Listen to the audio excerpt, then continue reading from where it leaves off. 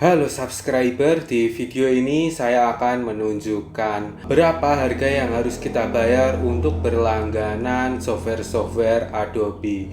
Nanti di video ini saya juga akan menunjukkan software-software alternatif lain yang bisa kita gunakan seandainya kita tidak mau membayar untuk berlangganan software-software Adobe ya. Di sini saya sudah buka website resmi dari Adobe dan di sini ada berbagai pilihan yaitu perorangan, bisnis dan pelajar dan guru dan juga sekolah dan universitas. Di sini ada banyak sekali kategori mulai dari yang paling atas adalah semua. Jadi kalau kita berlangganan semua maka kita bisa menggunakan semua software Adobe mulai dari Adobe Photoshop, Adobe Premiere Pro, Adobe Illustrator, After Effects, Lightroom, Audition dan juga Adobe Animate dan lain-lain. Untuk semua softwarenya kita bisa bayar Rp317.500. Ini untuk satu bulannya dan ini adalah langganan perorangan. Beda dengan yang versi bisnis yaitu segini ya guys, aplikasi memang ternyata untuk yang versi bisnis lebih mahal. Mungkin di versi yang bisnis ini bisa digunakan di beberapa orang ya guys, di beberapa akun, tapi aku nggak tahu sih karena aku nggak pernah coba. Selanjutnya ada yang guru dan pelajar. Nah yang ini lebih murah ya guys, yaitu sekitar 120.000 per bulan. Hematnya itu 60%. Tapi sebenarnya aku nggak tahu bagaimana cara mendaftar sebagai guru atau pelajar ya guys.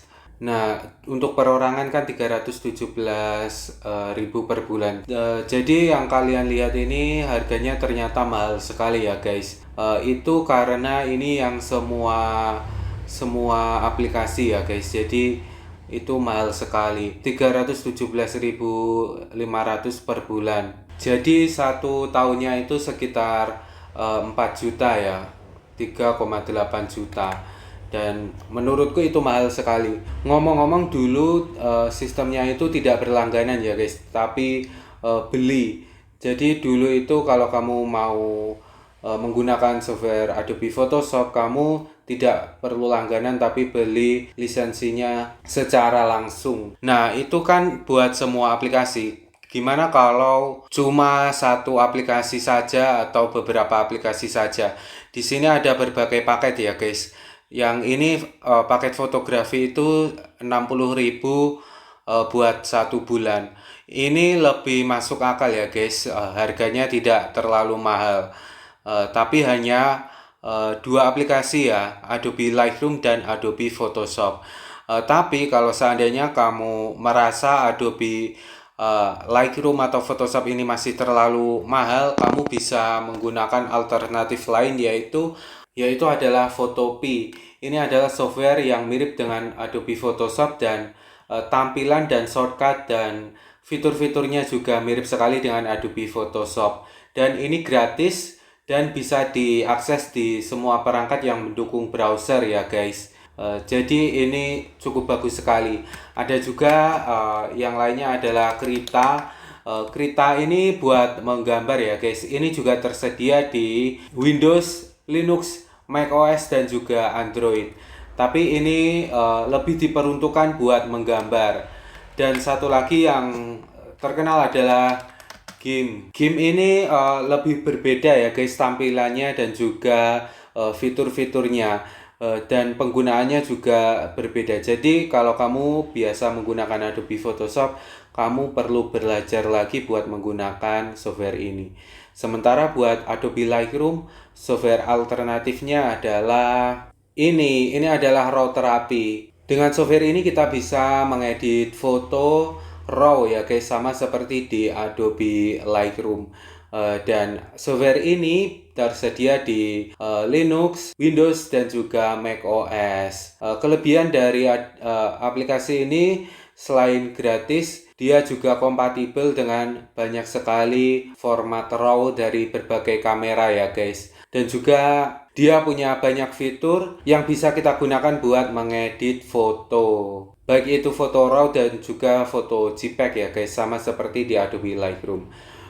Kekurangan dari aplikasi ini adalah dia tidak punya fitur masking ya guys. Jadi kalau kita mau melakukan editing di beberapa bagian saja, misalkan di foto ini bagian langitnya saja kita ganti warnanya, atau kita percerah atau pergelap, itu enggak ada fitur buat itu ya guys. Jadi setiap parameternya itu berjalan di semua bagian fotonya. Sebenarnya ada sih satu parameter yang bisa kita gunakan untuk mempercerah atau mempergelap bagian tertentu saja, tapi itu terlalu terbatas ya guys. Dan selain itu kekurangannya adalah dia juga tidak bisa memasukkan beberapa efek sekaligus ya guys. Misalkan kita akan memasukkan efek kecerahan 2 kali atau white balance 2 kali, itu nggak bisa ya guys, dan cuma 1 kali saja. Dan juga dia tidak ada fitur panorama dan juga HDR ya guys, atau High Dynamic Range Stitching, atau menumpuk foto buat panorama atau HDR.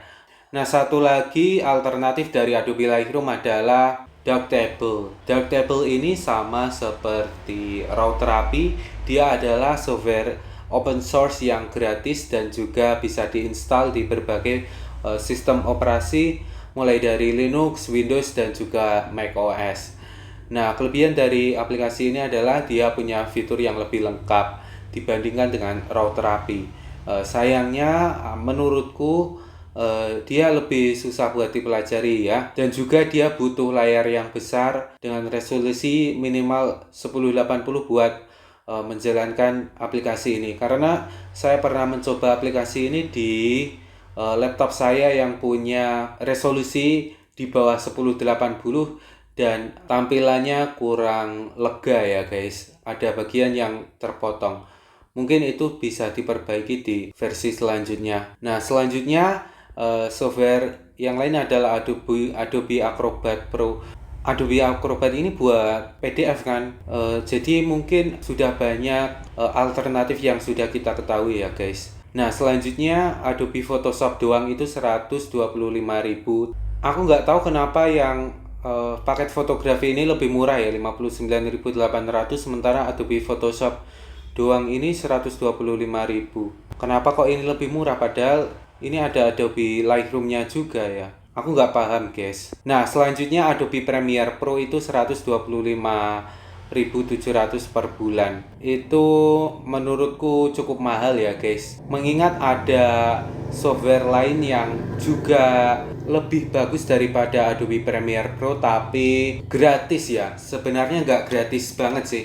Namanya adalah DaVinci Resolve. Nah, DaVinci Resolve ini adalah software yang gratis tapi dia tidak open source ya guys. DaVinci Resolve ini dibuat oleh Blackmagic Design dan aplikasi ini digunakan di berbagai industri profesional, mulai dari film, televisi, dan juga YouTube ya guys. Dan banyak sekali film layar lebar yang diedit menggunakan aplikasi ini.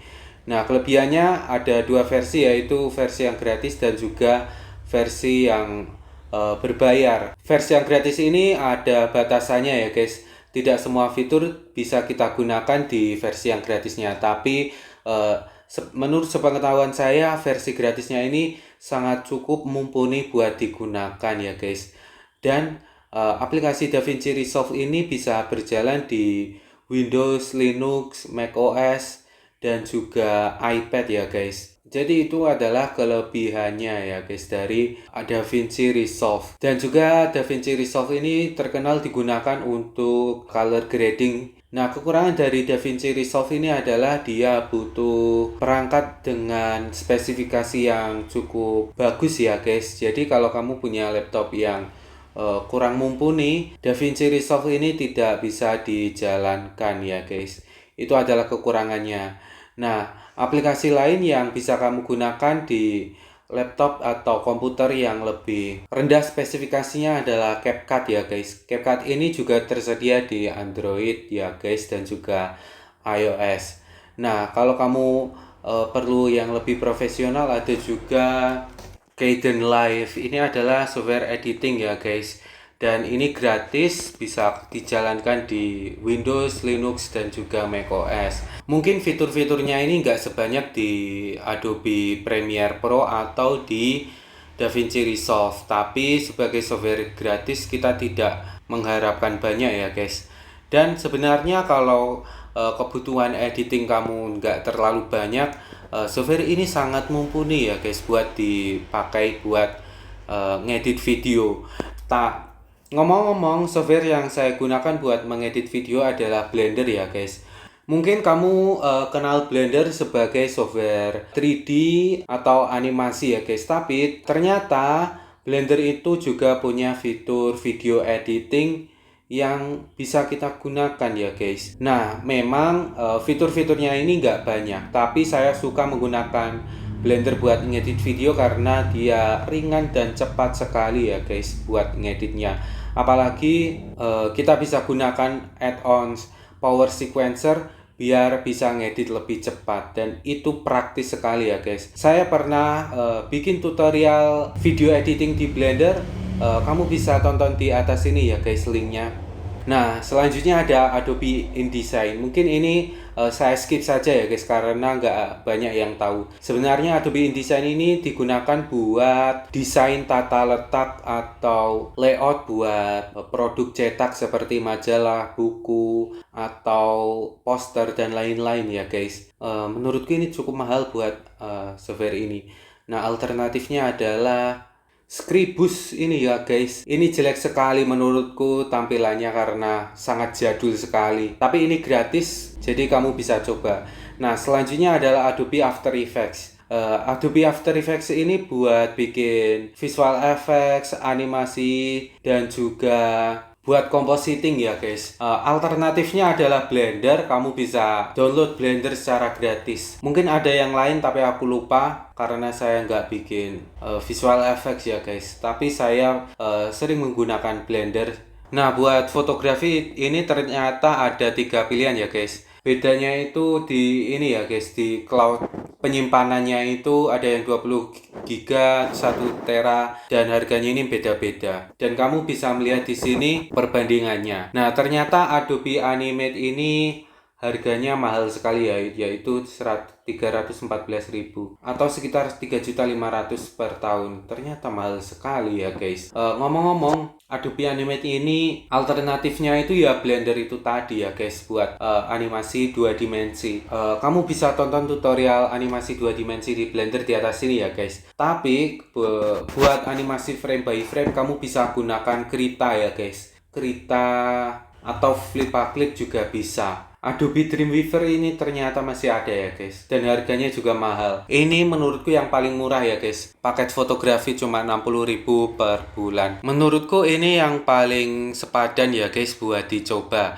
Yang paket fotografi sekitar 60.000 per bulan. Tapi menurutku itu termasuk mahal karena ada alternatif yang gratis. Jadi kita nggak perlu bayar apa-apa buat menggunakan aplikasinya. Nah, buat desain grafis ternyata Adobe Illustrator ini 125.000 per bulannya. Untuk alternatif Adobe Illustrator ada Inkscape ya guys. Kita bisa gunakan Inkscape buat bikin desain vektor 2 dimensi seperti di gambar ini ya guys. Dan ini adalah software yang gratis dan bisa berjalan di Windows, macOS, dan juga Linux. Nah, alternatif yang lain adalah Canva ya guys. Sebenarnya ini bukan aplikasi vektor, tapi dengan aplikasi ini kita bisa bikin desain grafis yang bagus-bagus ya guys, dan di sana terdapat banyak sekali template yang bisa kita gunakan, baik yang gratis dan juga yang berlangganan. Nah, buat video dia ada yang Adobe Premiere Pro, After Effects, dan Adobe Audition. Ternyata mahal juga ya guys. Sekitar 300.000 ya guys.